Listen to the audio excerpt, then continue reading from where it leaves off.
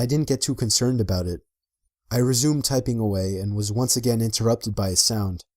This time, the sound of a computer starting up. It caught me off guard. I was sure nobody else was working the night shift. I stood up on my chair to get a view over the cubicle walls. The glare of a computer screen in the dark was visible in a cubicle on the opposite side of the room. Then I did something stupid, something I regret. I asked if there was anybody there in a yell, hoping to get an answer from a fellow employee, but instead, I saw the glaring light of the computer monitor across the room turn off, and there was once again nothing but darkness on that side of the room. I started getting nervous.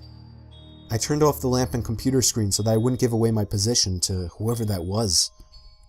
I crouched down and tiptoed out across to a nearby cubicle. There was just utter silence. I sat waiting for something to happen for God knows how long, but I eventually decided the coast was clear. I tiptoed down past all the cubicles until I reached the opening near the exit door to the stairs and elevators, and that's when I realized that my fearful suspicion was true. There was a man crouched down behind a plant in the corner of the room, dressed in all black. I felt my heart sink as I noticed him, but it didn't seem like he knew that I noticed him. I turned back to the stairway door. There was no way I was going to wait for the elevator and take a chance. I casually opened the door and closed it behind me, proceeding to walk down the stairs. After making it down about 2 flights of stairs, I heard the door above me push open aggressively, followed by manic echoing footsteps coming fast down the stairs. I raced down the stairs, running as fast as I could, all while the footsteps above me were getting louder. I finally made it to the first floor, raced through the lobby, and out the front door. Whoever was in there didn't follow me. I immediately called the cops, along with one of my bosses. My boss said no one was scheduled to work except for me.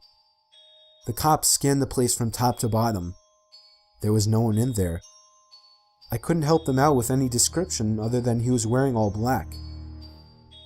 I did continue to do the night shift for about a week after that, with my boss allowing me to lock all possible entrances to the floor, including the elevators. But I still wasn't comfortable with it, so ever since, I've been doing the day shifts.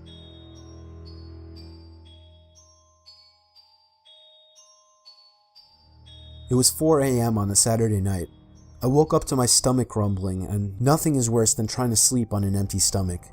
So I got out of bed and made my way to the kitchen to make a sandwich, but immediately I noticed that the cabinet was open.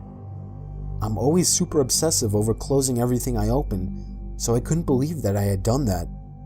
I found it more odd than most people would. That's just how I am. Most people would shut the cabinet